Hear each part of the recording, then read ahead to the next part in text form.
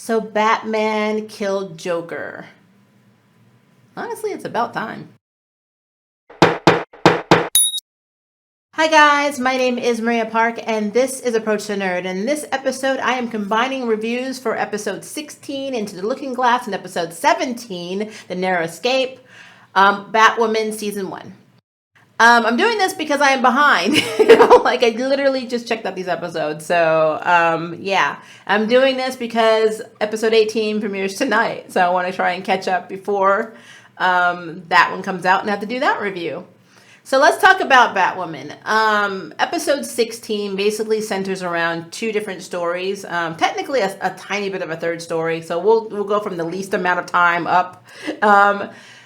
Sophie is saved by Julia Pennyworth while she's investigating pretty much where the $50,000 payout came from, or who it went to via the Crow security. The woman that she was going to go and interview turns up dead. Jacob gets targeted by a sniper and they miss. Sophie almost gets killed. There's a red dot on her, but Julia shows up in time and manages to push her out of the way. They decide to work together to try and figure out what in the heck is happening per Jacob's instructions. Jacob has Sophie investigating it on the sly, but since she's on suspension, it's easy for her to just go on and do all the investigating without drawing attention to the rest of the crows. So it's a good idea in theory, but yeah, pretty dangerous. Luke's father's killer, Reggie Harris, has a retrial because of all the events that happened in the previous episodes where basically every case that may potentially been coerced with the witnesses or basically set up has to be retrialed. And since they don't have enough evidence to convict Reggie Harris a second time, he is let go. And Reggie honestly does not last very long in this episode. Luke goes to talk to him after the trial, and Reggie's like, I was just in the store, I'm a black man, in the store, the wrong place, wrong time. I have a record, so of course it would be pinned on me. Right when Luke and him were talking, and Luke is kind of basically getting a seed of doubt of his mind that maybe this may not be his father's killer, he gets also assassinated by the sniper. So that pretty much throws a wrench into him being the killer, because why bother taking out, Reggie for a crime if it was just a matter of him not doing it and them getting the wrong person. So somebody was covering their tracks, and now Luke is full force on that. I will say, though, I did love Mary in the episode. I loved how she showed up for him in the court and said, if it was my mother, I would want somebody to be here, because, her having her mother killed by Alice and not having support and not having justice, she can relate to Luke a lot in terms of his father. And then the biggest portion of this episode is Kate and Alice are going to free Mouse from Arkham. And the reason Alice wants to move now is because comic book version of this character, the Queen of Coriana, or the Pirates, is named Sophia. And she actually happens to be the ex-girlfriend of Kate Kane in the comics. I don't know what her relationship is going to be to Kane when she finally does show up in Batwoman, but that is who Alice ticked off and double-crossed when she was getting the Desert Rose, which is also the name of Sophia's club, by the way. But she is running from her because when she comes home and Alice goes to her lair, that's what I'm calling it, all of her minions are dead. They're butchered, which, of course, at Sophia's order. So she's going to Kate saying, help me get Mouse out and I will leave and you will never have to see us again. And Kate's like, okay, but only if you play by my rules, which means you can't kill anyone, which for Alice, that's really hard. Long story short, they do infiltrate Arkham. They beat a few people up. In their search for Mouse, there was a part where they did go to his old psychiatric nurse. And, which is really interesting is that they did not pretend to be anyone else. They didn't disguise how they looked. They just kind of walked in and, with Alice, that's really stupid. But so they're in there and, they're talking. And then she basically is like, no, I know that you're lying. I've been working in this business a long time. So she calls the crows and then they knock her out. And she's like elderly. So they hit an elderly lady, which I thought was interesting. But yeah, so they get away and then they, go to Arkham to try to basically free Mouse. But it was a double cross. Alice does keep her word. She doesn't kill any of the guards. She does hurt them, but she doesn't kill them. But when Alice is going in to basically free Mouse from the chair with a doctor, because there's a doctor in there apparently that likes to torture the prisoners, Kate closes the door and locks it, and then you see Jacob, and it's just like the vision that Alice had at the end of episode 15 with the fear toxin. She sees her father and sister giving up on her and walking away, which imagery-wise, that was actually a very cool shot. It's just pretty sad. And then the tail end of the episode, first of all, we know that Mary knows that Kate is Batwoman. It's not something that they bring up, a lot. In this episode, it's not revealed that she knows. It's just sad that at this point they still haven't figured out that Mary knows. But you see Julia basically go to check on Luke, and she finds Kate there drinking, hanging off this ledge, and she's like, "What's up with you?" And she's like, she tells her what happened with Alice, and she's like, "The only thing I feel guilty about is that I don't feel guilty for killing August." And Julia's like, kind of like, "Oh, okay," And then they end up kissing, and of course, they end up doing it. So, comfort sex, whatever. That's pretty much what happened in episode 16. And then in A Narrow Escape, episode 17, that's when they start dealing more with Kate's trauma for murdering August, which again is so confusing to me, because if you watch the CW's version of Crisis on Infinite Poop, because that's what it was, she killed Bruce Wayne on Earth 99. She killed him. So wouldn't you have more remorse killing the doppelganger of your cousin and role model than you would of the guy who tried to basically torture your sister and had your mother's decapitated head stored in a refrigerator to give her skin to his mother? I mean, wouldn't you have more of a moral issue that way? I don't know. That's confusing to me. Her being this messed up over killing August, yes, killing is wrong, but it was just very strange because she did it before. So if this had been the first one, okay, but she did it in Crisis. I mean, did she forget that? I mean, she couldn't. Wasn't she a paragon? I don't understand. Her memory's intact. I don't understand why she's having this morality issue with killing August. For us, we see it as a morality issue because murder is murder. But for her, she's done it before. I mean, come on, CW. Okay, so in this episode, we're dealing with her not wanting to wear the suit, having panic attacks, thinking about getting in the suit. There's also a villain called the Detonator who basically is doing a morality experiment with people who consider themselves heroes in the city by placing bombs on their chests and then putting a bomb linked to it somewhere else where there's a lot of people and people have potential of dying. The first one he puts on a police officer who immediately pushes the yellow button to save his life and then kills a bunch of people in a bank. It's kind of a really sick morality experiment.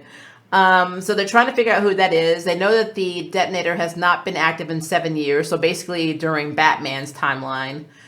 So Kate's investigating. Simultaneously, Sophie and Julia are also investigating not only that, but the connection to Lucius Fox, and also still trying to figure out who tried to take them out and why they had to pay the $50,000 payout, which is going to it turns out all of this stuff is connected and all of it has to do with Lucius Fox, Luke's father. What I found interesting is that they're basically pushing this whole Julia and Sophie thing together and making them connect.